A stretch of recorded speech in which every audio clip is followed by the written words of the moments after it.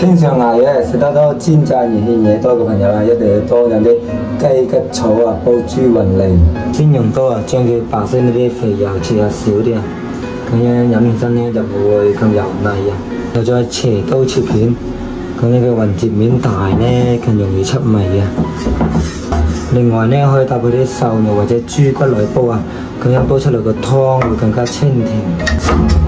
落薑飛水，飛水煮乾之後將佢撈出，用水清洗乾淨。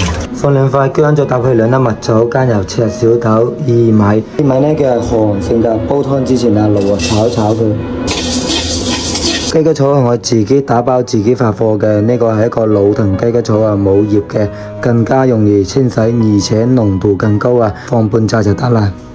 將佢大火煲滾，中細火煲1個鐘，或者直接放入呢個養生爐啊，撳煲湯模式或者藥膳模式去煲。不出來先嘛，